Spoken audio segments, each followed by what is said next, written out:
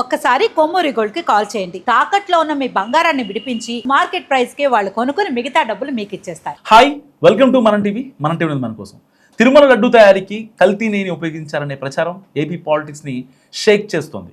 So నేతల మధ్య dialogue వార్ను పెంచింది. కోట్లాది మంది శ్రీవారి భక్తుల మనోభావాలను దెబ్బతీసింది. దీంతో ప్రభుత్వం సిట్ ఏర్పాటు చేసింది. ఇందులో సెంట్రల్ బ్యూరో ఆఫ్ ఇన్వెస్టిగేషన్ అధికారులు ఇన్వాల్వ్ చేసింది. సో ఈ సిట్ కూడా అనేక నెలల పాటు దర్యాప్తు జరిపి అనేక మంది సాక్షులను, నిందితులను విచారించి 2 ఛార్జ్షీట్లను దాఖలు చేసింది. అయితే చాలా రోజులుగా ఈ ఛార్జ్షీట్ను కోర్టు పరిగణలోకి తీసుకుంటుందా లేదా అనే డౌట్స్ మొదలయ్యాయి.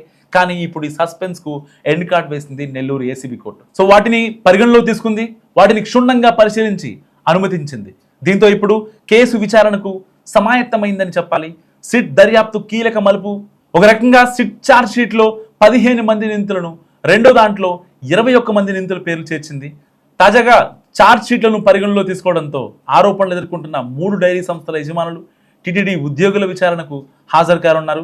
సో అత్యంత సున్నితమైన కేసు కావడంతో ఛార్జ్షీట్లను నిశితంగా పరిశీలించడానికి కోర్టు దాదాపు 9 నెలల సమయం తీసుకుంది. ఎట్టకేలకు ఈ నెల 8న వాటిని పరిగణలో తీసుకుంది. తొలి విడతగా ఛార్జ్షీట్లోని మొదటి 14 మందిని న్యాయస్థానం విచారణకు పిలువనుంది. ఆ తర్వాత రెండో ఛార్జ్షీట్లోని నిందితులను కోర్టు విచారిస్తుంది. వైసీపీ హయాంలో తిరుమల లడ్డూ ప్రసాదం తయారీలో కల్తీ నెయ్యి వాడారనే ఆరోపణలు సంచలనం క్రియేట్ చేశాయి. అక్రమంగా డబ్బు కూడబెట్టడం కోసం మనోభావాలు దెబ్బతీసేలా వ్యవహరించారంటూ అనేక మంది వైసీపీ నేతల పేర్లు ప్రచారం జరిగాయి. దీంతో ఇది రాజకీయ అంశంగా మారింది. ఈ పరిణామాలతో దర్యాప్తునకు సుప్రీంకోర్టు సిబిఐ నేతృత్వంలో సిట్ని ఏర్పాటు చేసింది. సో నెయ్యి కాంట్రాక్ట్ పొందిన కాంట్రాక్టర్లు అండ్ కొన్ని ప్రైవేట్ డైరీస్, కొంతమంది టీటీడీ ఉద్యోగులు, వైసీపీ నాయకులు అధిక లాభాలకు ఆశపడి కుట్రపూరితంగా కల్తీ నెయ్యి సరఫరా చేశారని సిట్ తేల్చింది. మొత్తం 36 మందిని నిందితులుగా చేర్తూ 2 దఫాలుగా 2 ఛార్జ్షీట్లు దాఖలు చేసింది. గతేడాది సెప్టెంబర్లో నెల్లూరు ఏసీబీ కోర్టులో రెండో ఛార్జ్షీట్ చేసింది. సో బోలేబాబా డైరీ యజమానులకు కోర్టు నోటీసులు పంపింది. అండ్ 1200 పేజీలతో దాఖలు చేసిన సిట్ నివేదికను పరిశీలించిన అనంతరం కోర్టు దీనిని క్రిమినల్ కేసుగా నమోదు చేసింది. ఇప్పటికే ఈ కేసులోని నిందితులకు కోర్టు నోటీసులు జారీ చేసింది. ఇందులో బోలేబాబా డైరీ యజమానులు అండ్ టీటీడీ మాజీ అధికారుల, ఇంకా ఇతర ప్రైవేట్ వ్యక్తుల పాత్ర కూడా ఉంది. సో వీరంతా ఇప్పుడు కోర్టు ముందు హాజరవ్వాల్సిందే ఎట్టి పరిస్థితిలో. ఈ కేసులో ఆరోపణలు ఎదుర్కొంటున్న కొందరు ఇప్పుడు జ్యుడిషియల్ కస్టడీలో ఉన్నారు. టీటీడీ ప్రొక్యూర్మెంట్ జీఎంగా పనిచేసిన సుబ్రహ్మణ్యం, బోలేబాబా డైరీ అధికారిక ప్రతినిధి అజయ్ సుంగది ప్రస్తుతం కస్టడీలో ఉన్నారు. ఇప్పుడు సిట్ సేకరించిన ఆధారాలను బట్టి ఒక్కో నిందితుడిపై ఏ సెక్షన్ల కింద కేసులు నమోదు చేయాలో నిర్ణయిస్తుంది. ఇక్కడే లీగల్ బ్యాటిల్ ప్రారంభం కానుంది.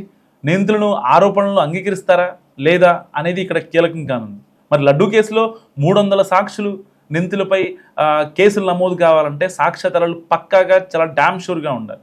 అందుకే సిట్ దాదాపుగా 300కు పైగా సాక్షుల జాబితాను సిద్ధం చేసింది.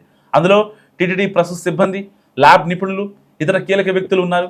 సో వీరిని ప్రాసిక్యూషన్ విచారిస్తుంది. ఆపై నిందితుల తరపు న్యాయవాదులు క్రాస్ ఎగ్జామినేషన్ చేస్తారు.